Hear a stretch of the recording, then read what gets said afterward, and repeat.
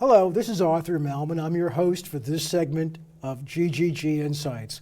And the GGG, as many of you know, now has a scholarship program, and we're very fortunate today to have one of our scholarship winners for 2019, Anna Rafferty, with us. And it would be great to get to know her. I mean, Anna, thank you for coming and fitting us into a otherwise hectic schedule. Yeah, thank you so much for having me. Now, we have a great advantage. Emma has given us an essay, and she's also been talking to me before the show, so I know a lot about her that she probably doesn't even realize I know. But Emma, what are your plans? You're obviously here at the high school. You've just graduated. And what are your plans for next year? Well, I'm going to Boston University in the fall. Oh, great. Yeah, and I'm in the honors program, which is very nice. I plan. Well, you had like 100+ point average. I mean, I can't imagine how you squeaked into the honors program. Yeah, it's definitely exciting because, you know, there are perks to that, like AC dorms, which is so nice. And then as well, it's a nice little community within a bigger school because BU is very big. So having that nice, you know, separate honors community at the same time being in a large research school is going to be super nice. Now, you know, so many times we get people who are totally school work related, but you also have this interest in horses that is unusual.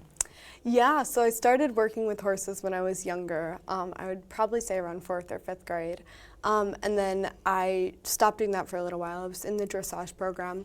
By the way, for those people who don't know what dressage is, it's probably the least glamorous. I mean, there's no jumping, there's no galloping. Yeah. It's where the horse and the rider are performing very, very finite steps in a procedure, you got to have tremendous ability actually to have the horse react to you in the right way. Yeah, it's definitely difficult. It's, you know, you have to give the horse cues so that the horse understands what you want her or him to do without visibly giving them cues. You know, so if you're in a show and the judges see that you've tap your horse on the side to get her to go, then that's points off. You have to use your leg muscles or your connection with the horse to make them do exactly what you want, you know, and you can't actually show that. So it's very difficult. Can you I didn't know this. Can you make sounds or? Usually, no, I don't think sounds are very acceptable. Yeah. It's more about kind of that leg control and leg muscle, you know. So there's got to be a tremendous amount of time set up between the rider and the horse to get this down. I mean, that's why most people don't do it. It's too much work, right? I mean, you need to have a horse that you have such a strong connection with, or else it just won't work. Because that horse needs to be able to listen to you, understand, now I'm going to stop, now I'm going to go to this side or this side. So if you don't have that connection with the horse and that ability to subtly tell them where you want them to go, it doesn't work out.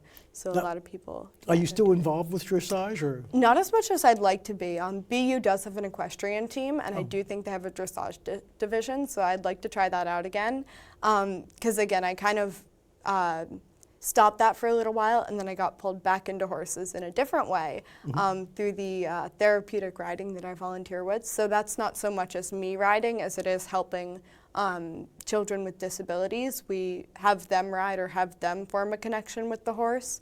Now, what about the kid who, you know, obviously has a physical disability who can't ride? I mean, how do they form? Yeah, we have a few of those kids. So what sometimes we do, we have these special saddles that are designed to keep students on who actually can't sit up on their own, or we have sidewalkers. I've helped definitely keep children up. You know, it's about support on the back and then holding the leg as well.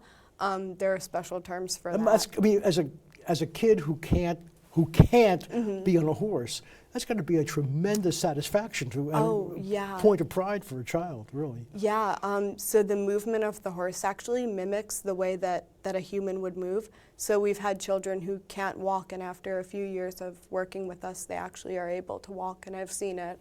And it is such a powerful thing, yeah. Wow, it's something I hadn't even thought about. I just thought you walk them around a ring and they get a big charge out of this, and that's the end of it. No, this is much more sophisticated than that.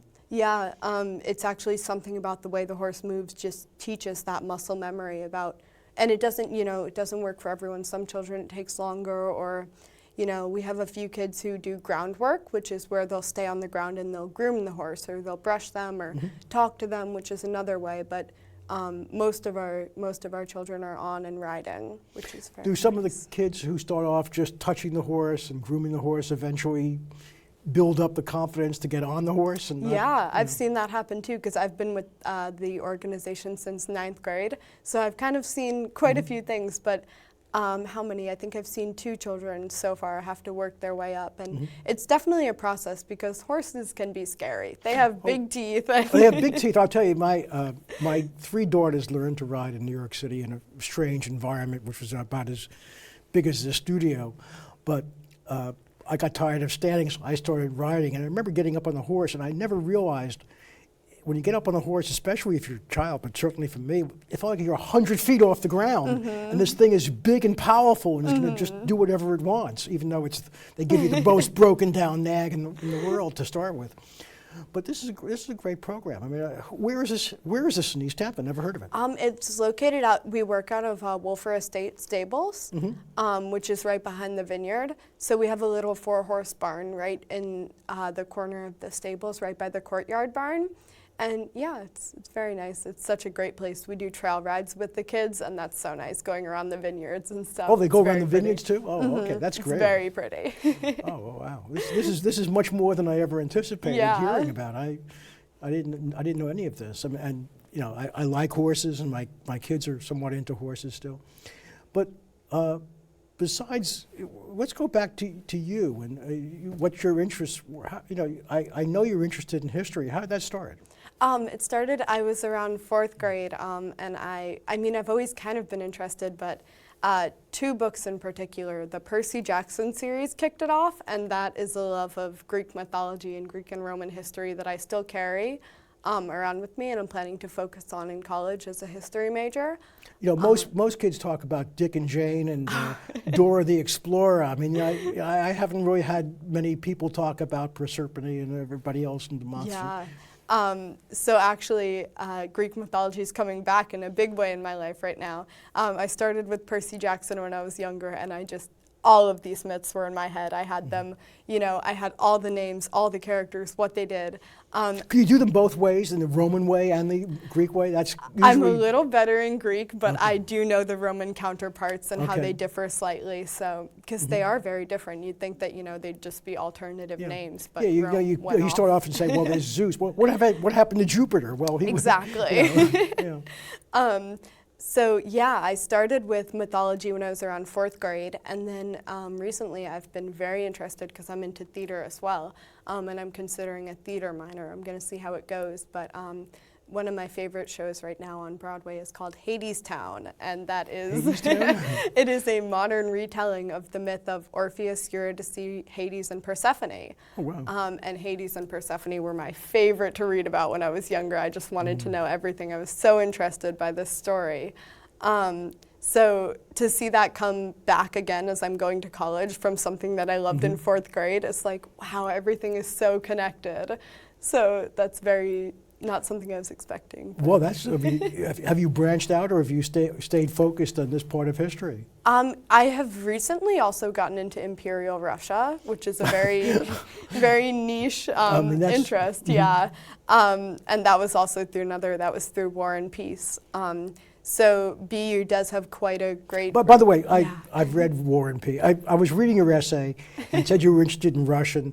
And I said, gee, I should recommend that you read War and Peace. And then, of course, I read the next sentence and said, after having read War and Peace, I mean, most human beings don't pick up War and Peace, probably because they can't pick it up, it's too heavy. But, very few high school kids just groove on War and Peace. I mean... Yeah, I was known for quite a while as the War and Peace girl, because I would read it in high school as during breaks and stuff, free periods, but it was a big book, so when I'd be carrying it around, people would be like, what are you doing with that? Yeah. So that also started from a theater interest, because so was a show on Broadway, which is my ultimate favorite, and the composer took a section of War and Peace and made it. The meteor, what was Natasha Pierre and the Great Comet yeah, of 1812. So he took these lines from this great, everyone knows War and Peace, even if they won't read it, and he was reading it, and he was like, you know what, I'm gonna do this. So he composed it all to music, and I was listening to the musical, and I became such a big fan of it, and I was like, I am going to do it. I'm going to read War and Peace. Oh, so you started with the musical I started first. with the musical, and wow. then I went into the book, yeah. And I read it.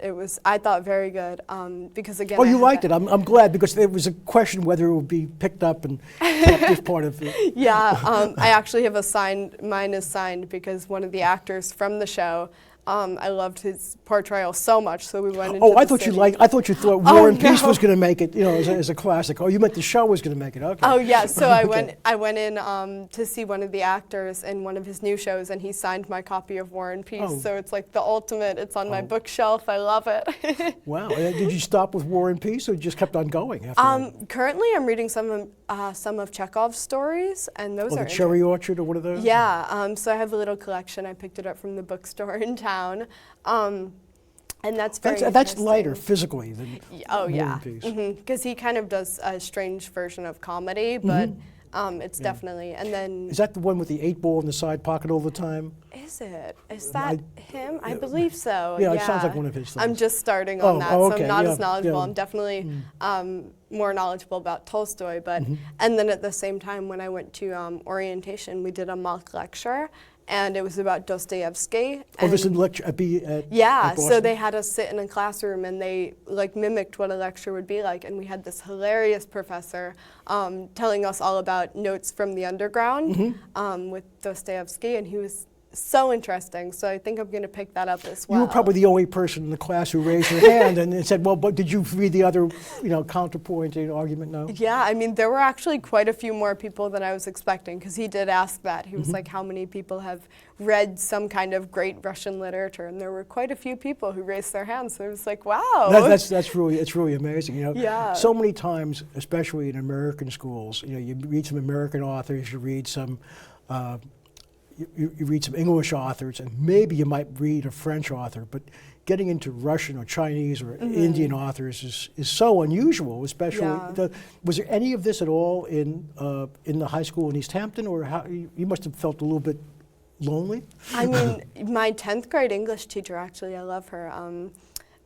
She loved Russian literature, which was surprising because, like you said, it's not that big of a traditionally High school, brought up in high school, sure, yeah. in America. So she had us read a few, not necessarily like larger books, but a Sure. few smaller Russian works about kind of the transition from the USSR, which was very interesting because that's not a period I'm as knowledgeable about. I'm, again, kind of more imperial. And she would have us. During when the USSR became Russia, basically. Yeah, so that transition back, because it was definitely like tumultuous. A lot of stuff was going on. So she'd have us read these poems from people who were there and writing down what they saw and the kind of divisiveness of the culture and what was happening. So that perspective, and that was in 10th grade. So I feel like that additionally. I happened to be in Moscow during wow. those years, and it's very hard to appreciate how a whole system collapses over a weekend Yeah. or a week. And Americans sort of have a general idea, but everything stopped working. So we were with some pretty high-ranking people, because we were working on the Moscow cellular system that was being installed.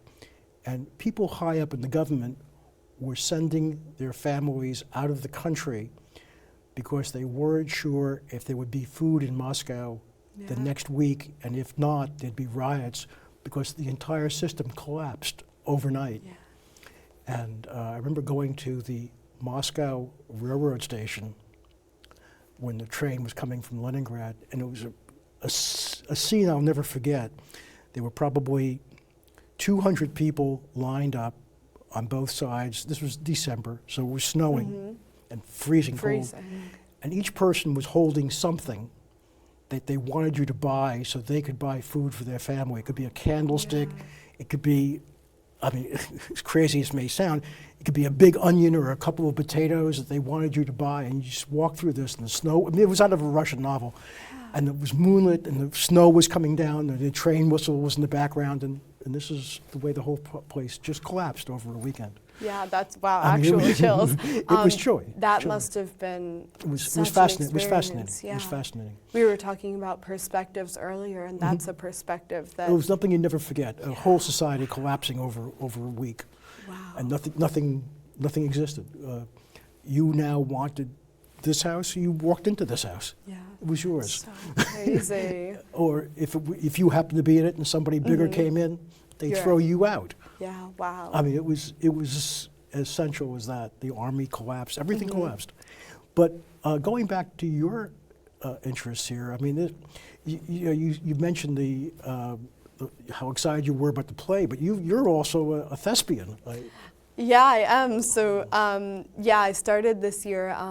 I did a student, because I've been interested in theater, but this year, you know, senior year, I was like, I'm going to make a change. I'm going to start this. So I was in the student-run production, which is a straight play. Back in around December was our performance.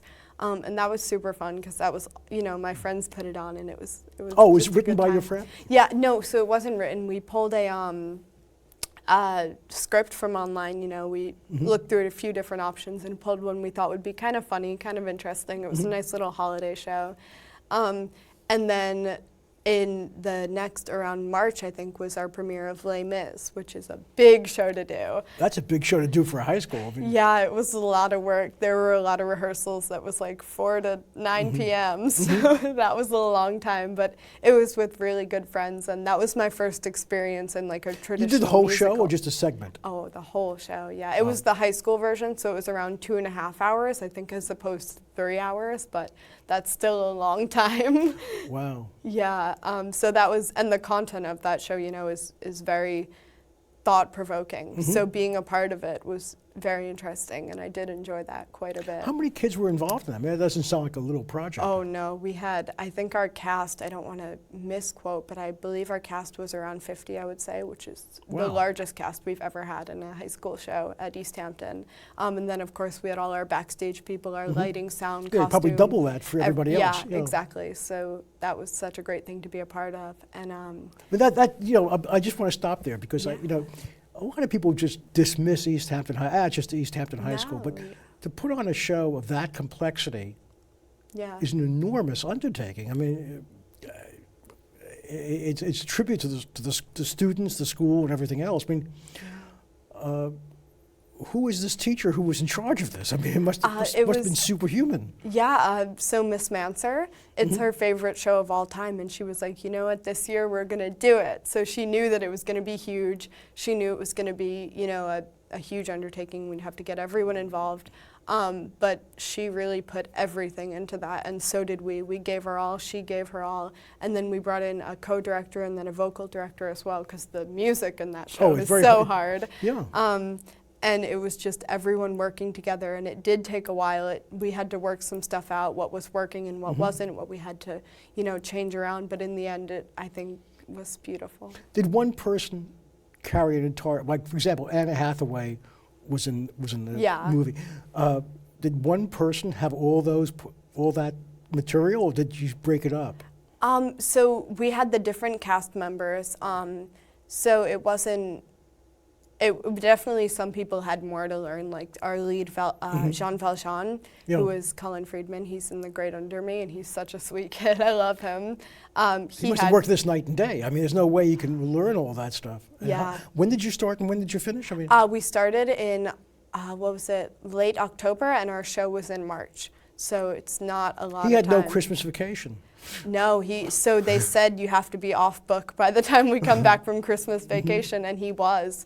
And I remember actually the first time he has this solo called God on High, and everyone else is supposed to be laying down sleeping. So the first time we ran through it, everyone put their head down, and, you know, and he was, I can't express how beautiful it was. We were all, you know, laying down with our heads, and we were like, wow.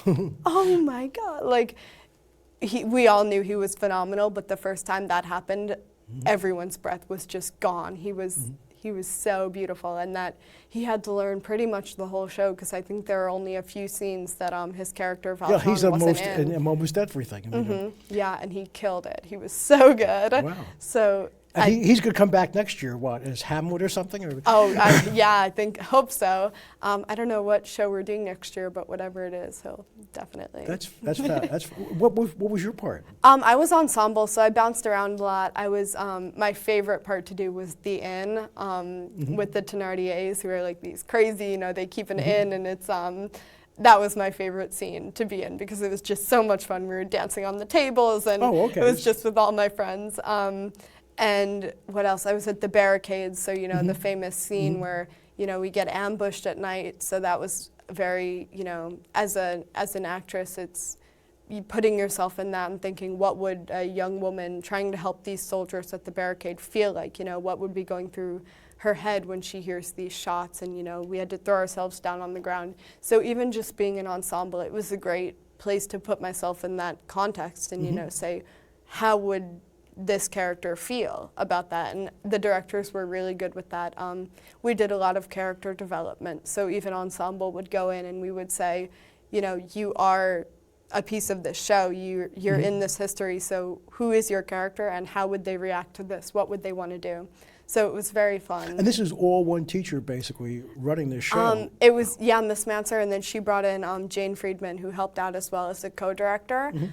So they would definitely work together to try to get us to visualize the story and contextualize it. And then at the same time, we had Mr. Green, the music teacher, helping us out with the vocals, because the vocals were so tricky. They're very tricky. They're not just Looney Tunes or whatever it is. Wow, that's true. And there was another show you were in after that, I think. Was I? I think I was only in the Les Mis, and then the student run in the fall. Oh, okay. And then next year. I got it backwards. And then next year I'm actually joining the Shakespeare Society at Boston University, which I'm so excited about because I love Shakespeare, and they're putting on Taming of the Shrew. Oh. So very interesting show. They just did Macbeth, I think it was Macbeth last year, but at orientation I met with the president and some of the club members, and they were so excited, and I'm so excited, because theater is definitely something that I want to do more. So just having that kind of welcoming atmosphere and being brought into something like that. Well, one of the great things too about being in a group, be it the basketball team or the Shakespeare, all of a sudden the college gets much smaller. You've got a coterie of friends, and they are your college for a lot of the time. Yeah, they really are. I mean, I've already, they've been texting me and they're like, we're that's so excited. We have a little group, so it's very nice because, going into a big school like that, it's a little intimidating. Am I going to make friends? How am I going to do that? But how big is the school now? We have, I believe, about 16,000 undergrads. Oh, okay. 16,000 of my closest friends. Yeah, exactly. Okay. So to have that kind of small group going in is such a nice thing, and it's very welcome. By the way, how big is East Hampton's graduating class by comparison? About, not about 230 kids. Oh, okay. So I can't even do the math. It's probably 80 times or 100 times as big. I mean, yeah. Wow. So definitely. How many people were involved in the Shakespeare group at the university? I'm not sure because I'm not too involved yet, but as of right now I'm talking with the president and a few of the members. So I think I would say a group of about 20, 30 kids. Oh, that's so great. Kind of, that's great. Smaller. That's really small. Definitely smaller in comparison to 16,000. Now, what's your living accommodations there? Do they just throw you in a dorm someplace, or? So I'm in the honors dorm, which is nice. You get free drinks at night or something? We do have coffee and tea on the ground floor, so that's very nice. I'm a tea person, so that's going to be fun. And it is right across the street from the rumored best dining hall on campus. That's critical. But everything else you learn about the school, the food is the most important part. Yeah. I mean, everybody has books. Everybody has libraries and stuff. Yeah. So my dorm is here, and the best dining hall is here. So especially in the winter, that's going to be so nice to not have to go anywhere. Wait a minute. Now, this is a whole different orientation for a school, because I thought the football team always got the best dorms next to the best food. That doesn't exist anymore, huh? BU doesn't have a football team, which is news to me. I mean, news to me. I would have guessed the opposite, you know? know. I thought you were recruited for the football team initially. Yeah. No, we are very big in hockey, and I believe most of the sports players do kind of collect in one dorm, which is called West. But it's not close to the best food? No, which was shocking. Yeah, Oh, it really is. This is a whole new. I've got a whole new perspective on this school. I just assumed that if you were a sports hero, or even a walk-on, you'd get one of the best accommodations. But it's the honors students who get it. My gosh, what a crazy thing to do at a university, you know, to honor students. I mean, it's a new tradition, I guess. Yeah, it's very, I mean, I heard that all the dining halls are pretty good, so, you know, I think the athletes will have quite a good pick, but it's nice. They really do try to fit everyone somewhere, so, you know, they have the Fit Rec, which is the little kind of gym right next to where the athletes live, so that kind of goes hand in hand with what they would want to do. So you have books next to you? Is that the bookstore is next to you, or so you can go and buy books on a regular basis? It's more towards like the center of Boston, so it is kind of in that city. Well, this is really exciting. I mean, I wish I were in your shoes. I can remember vaguely back. I mean, about the same time 100 years ago when I was going off to college. I came from a relatively small school, went to a big school, and I was in the marching band and stuff like that. They gave you a group that you could identify with in a much bigger environment, and it made you feel like a real person with an identity and so forth. And by the way, I hope you come back next year and tell us how this all worked out. I mean, you can come back and do everything in Shakespearean sonnets, and really great. Yes, really thank you a pleasure. so much. It was so much fun. Thank you so much. Seriously, it was great talking to you.